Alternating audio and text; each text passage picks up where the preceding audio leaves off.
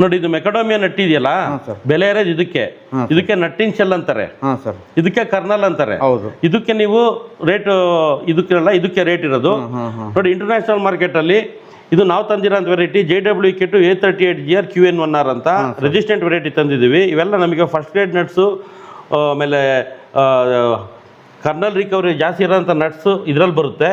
ಇದೇನಾಗುತ್ತೆ, ನಮ್ಮ ಇಂಡಿಯಾದಲ್ಲಿ ಈಗ ಬೆಳಿತೀರಾ ಅಂತ ಒಂದು ಕಡೆ ನಮ್ಮ ಕನಕಪುರದಿಂದ ಯಾರೋ ಒಬ್ರು ಮೇಡಮ್, ಒಬ್ರು ರೈತ ಮಹಿಳೆ ತಂದು ಕೊಟ್ಟರು. ಅವ್ರು 6-7 ವರ್ಷ ಆಯ್ತಂತ ಎಲ್ಲೋ ತಗೊಂಡು ಈ ತರ ಬರ್ತಾ ಇದೆ. 6-7 ವರ್ಷ ಆದ್ಮೇಲೆ ಈ ತರ ಬಂದಾಗ ಅವ್ರ ಪರಿಸ್ಥಿತಿ ಏನು? ಅದಕ್ಕೋಸ್ಕರ ನಾನು ಹೇಳೋದು, ನೀವು ಇದನ್ನ ಹಾಕ್ದಾಗ ನಿಮಗೆ ಎಲ್ಲ ನಟ್ ಸೈಜ್ ಚೆನ್ನಾಗಿ ಬರುತ್ತೆ, ಕರ್ನಲ್ ರಿಕವರಿ ಜಾಸ್ತಿ ಇರುತ್ತೆ, ಆಮೇಲೆ ರೇಟು ಜಾಸ್ತಿ ಇರುತ್ತೆ. ಫಸ್ಟ್ ಗ್ರೇಡಿಗೆ ಇಂಟರ್ನ್ಯಾಷನಲ್ ರೇಟಲ್ಲಿ 20 mm, 17 mm ಮತ್ತು 13 mm ಜಾಸ್ತಿ ರೇಟ್ ಇರುತ್ತೆ.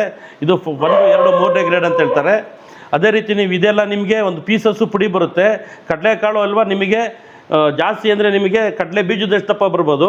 ಇದೆಲ್ಲ ಆಯಿಲ್ ತೆಗಿಯೋ ಪರ್ಪಸ್ ಆಗುತ್ತೆ, ಯಾರು ತಿನ್ನೋದಕ್ಕೆ ಯೂಸ್ ಮಾಡಲ್ಲ. ಗೋಡಂಬಿಲಿ ಹೆಂಗೆ ದಪ್ಪದಕ್ಕೆ ಜಾಸ್ತಿ ರೇಟು, ಕಮ್ಮಿದಕ್ಕೆ ಕಮ್ಮಿ ರೇಟು, ಪುಡಿಗೆ ಕಮ್ಮಿ ರೇಟು, ಆ ಥರ ಆಗುತ್ತೆ. ಸೊ ಇಂಟರ್ನ್ಯಾಷನಲ್ ಮಾರ್ಕೆಟು ಆಮೇಲೆ ಇಲ್ಲಿಂದೆಲ್ಲ ಸ್ಟಡಿ ಮಾಡಿದಾಗ ಒಳ್ಳೆ ದಪ್ಪ ನಟ್ಟಿರೋ ಆಗ ವೆರೈಟಿ ಹಾಕಿದ್ರೆ ಮಾತ್ರ ರೈತರಿಗೆ ಅನುಕೂಲ ಆಗುತ್ತೆ. ಬಹುವಾರ್ಷಿಕ ಬೆಳೆಗೆ 50-60 ವರ್ಷ ಆಗುತ್ತೆ, ನೆಟ್ ಮೇಲೆ ತೆಗಿಯೋಕ್ಕಾಗಲ್ಲ. ಅದಕ್ಕೋಸ್ಕರ ನಾನು ಹೇಳೋದು, ಯೋಚನೆ ಮಾಡಿ ಹಾಕೋಕ್ಕಿಂತ ಮುಂಚೆನೇ ನೀವು ಕರೆಕ್ಟ್ ವೆರೈಟಿ ಗ್ರಾಫ್ಟೆಡ್ ಪ್ಲ್ಯಾಂಟ್ ಹಾಕೋದು ತುಂಬ ಒಳ್ಳೆಯದು.